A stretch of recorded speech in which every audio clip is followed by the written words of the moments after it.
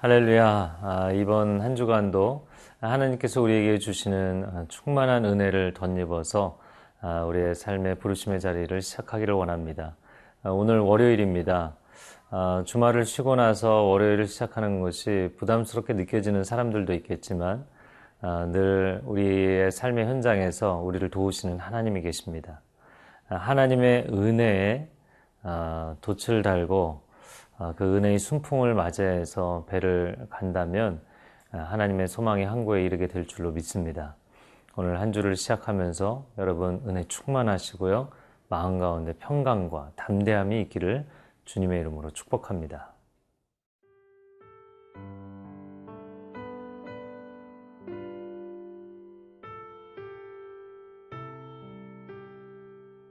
시편 31편 9절에서 24절 말씀입니다.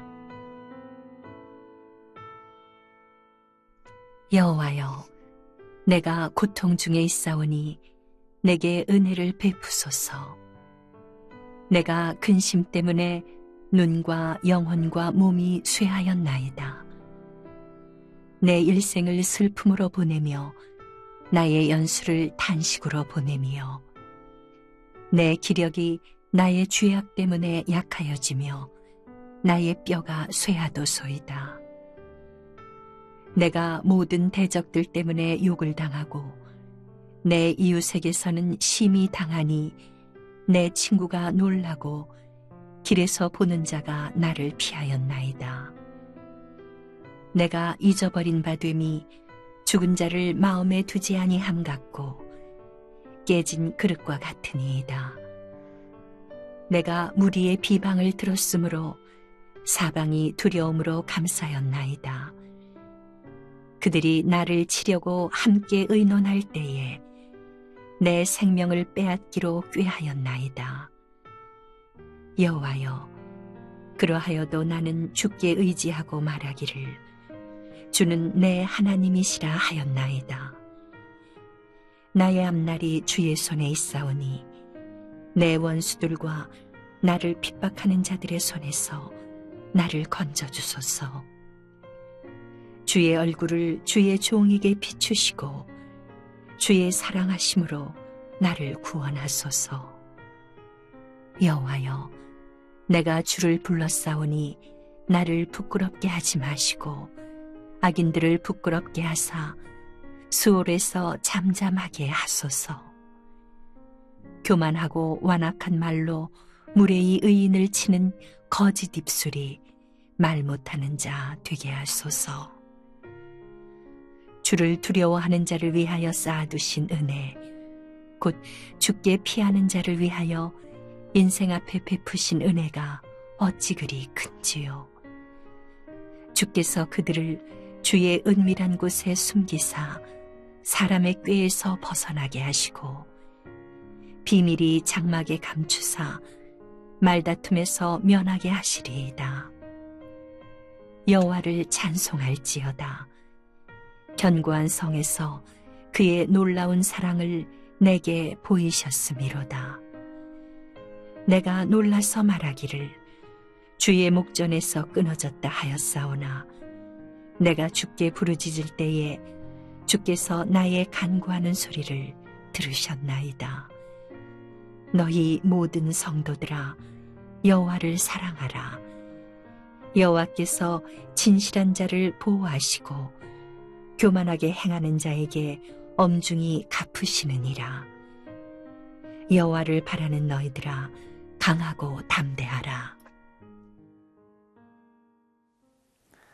오늘 본문의 첫 번째 부분입니다. 시편 31편 9절에서 18절까지의 말씀인데요. 9절 말씀, 10절 말씀을 읽어보겠습니다. 여호와여, 내가 고통 중에 있사오니 내게 은혜를 베푸소서. 내가 근심 때문에 눈과 영혼과 몸이 쇠하였나이다. 내 일생을 슬픔으로 보내며 나의 연수를 탄식으로 보내며 내 기력이 나의 죄악 때문에 약하여지며 나의 뼈가 쇠하도소이다. 고통 가운데 있기 때문에 하나님의 은혜가 더욱 필요합니다. 이 고백이 너무나 귀합니다. 여러분, 인생의 고난의 시간을 지날 때 그 고난 가운데만 경험할 수 있는 특별한 하나님의 은혜가 있습니다. 평화로울 때, 내 인생이 형통할 때는 하나님의 은혜를 잘 못 느끼는 것이죠.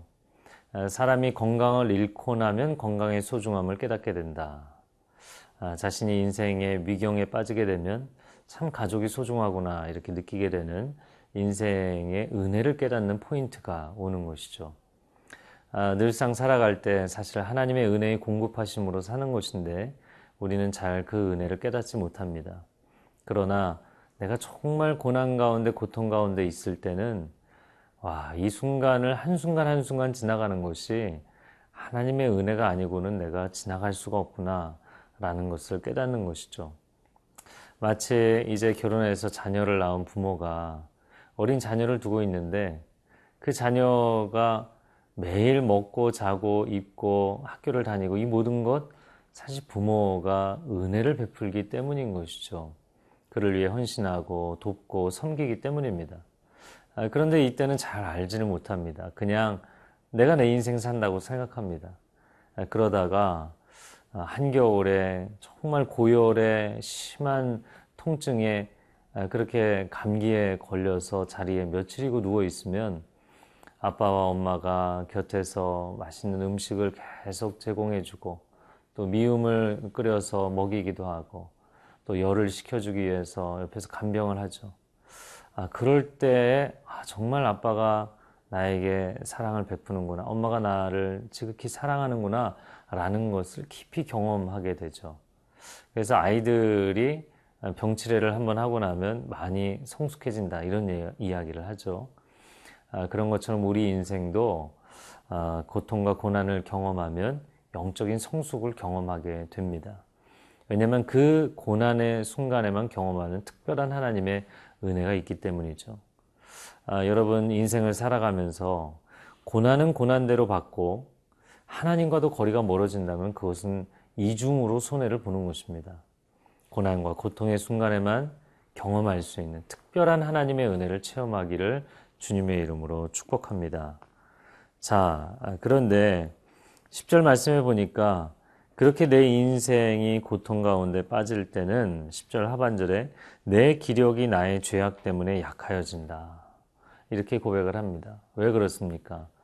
내 인생이 고통과 고난을 경험할 때 혹여 이것이 나의 죄 때문이 아닌가. 그래서 자기 자신을 돌이켜보게 되는 것이죠. 그것이 지나치면 과도한 죄책감에 빠지게 됩니다. 그러나 하나님은 우리의 연약함을 도우시고 우리의 또 잘못해서 생긴 부분들도 하나님이 치유하시고 용서하시는 분이신 줄로 믿습니다. 자, 그런데 11절에서 13절까지의 말씀을 보면 제 대적들에게 욕을 당하고 대적들만 나를 욕하는 것이 아니라 내 이웃들까지도 나를 그렇게 괴롭힌다. 친구가 나를 놀라게 할 뿐만 아니라 그리고 길에서 지나는 자가 또한 나를 피해간다.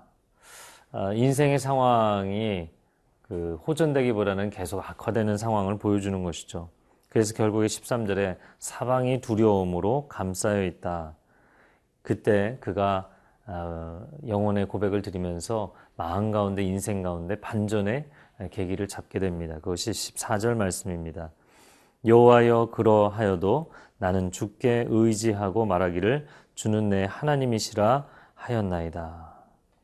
인생의 상황이 아무리 고통이 있고 그리고 계속 주변의 관계가 악화되어 간다 할지라도 나는 주님을 의지하겠습니다. 주님만이 나의 하나님이십니다. 이 고백을 왜 해야 되나요? 나 스스로는 일어날 수 없기 때문이죠. 내가 스스로 일어날 수 없을 때 나를 깊은 웅덩이에서 건지시는 분이 하나님이신 줄로 믿습니다. 여러분, 그 인생의 고난과 고통 속에 특별하게 나를 붙잡아 주시고 인도하시는 하나님의 은혜가 여러분의 심령에 충만하기를 바랍니다.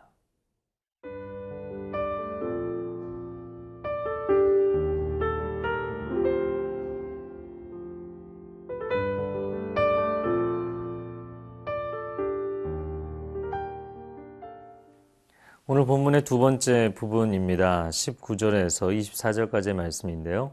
19절 말씀에 주를 두려워하는 자를 위하여 쌓아두신 은혜, 곧 주께 피하는 자를 위하여 인생 앞에 베푸신 은혜가 어찌 그리 큰지요. 사방으로 두려움이 나를 압박해 오고 인간관계는 갈수록 더 악화되어 가는 것 같아도 오히려 내가 그들을 두려워하고 상황을 두려워하는 것이 아니라 하나님을 두려워하면 하나님을 두려워하는 자에게는 하나님이 특별한 은혜를 베풀어 주신다는 것입니다. 이것이 신앙생활을 하는 묘미라고 생각이 됩니다. 두려움이 나를 압박하는데 그 두려움을 넘어서게 하는 또 다른 두려움이 있는 것이죠. 이것은 모순이 아니라 역설입니다.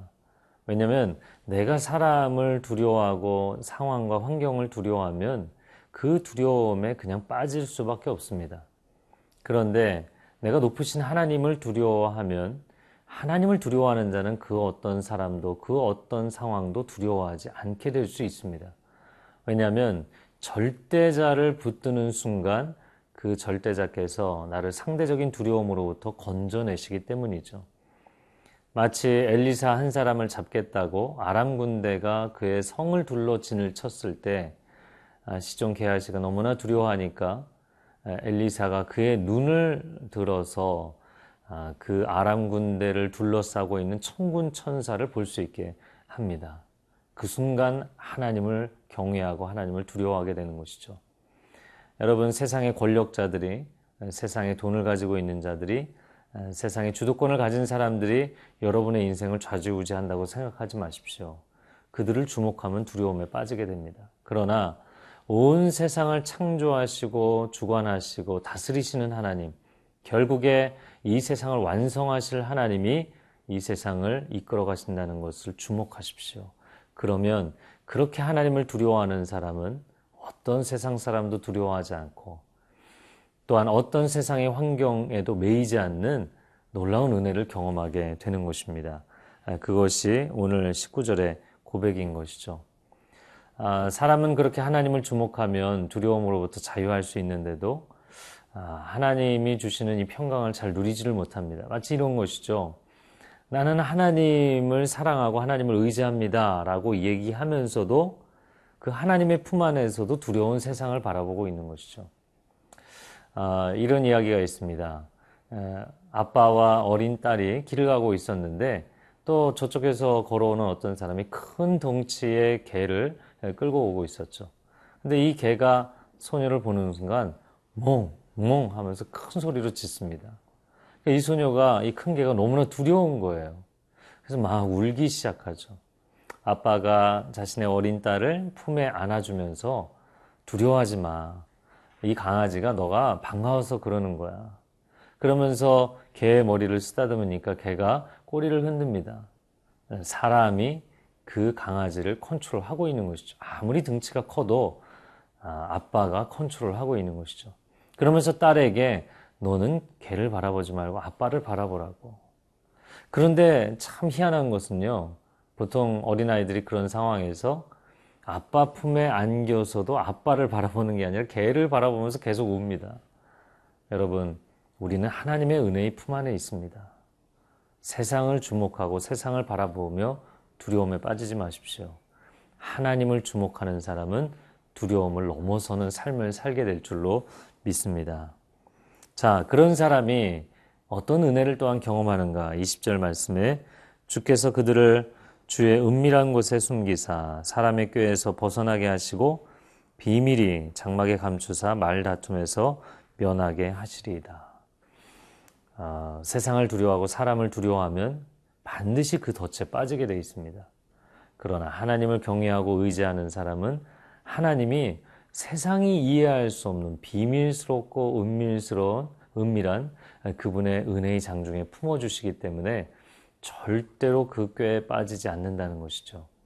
오늘 이러한 놀라운 영적 비밀을 깨닫고 한 주간의 삶을 승리로 장식할 수 있는, 시작할 수 있는 저와 여러분이 되기를 바랍니다. 함께 기도하겠습니다.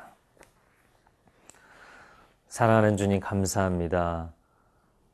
우리의 인생이 특별히 사람들과의 관계에 많은 어려움이 있을지라도 하나님의 은혜의 장중에 맡겨드리고 하나님을 주목할 때 마음 가운데 여유가 생기고 호흡이 편안해지고 하늘의 평강이 임하는 축복이 있게 하여 주옵소서.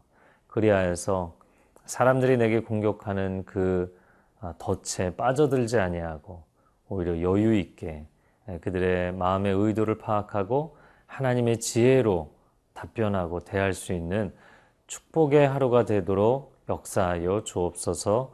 예수 그리스도의 이름으로 기도합니다. 아멘.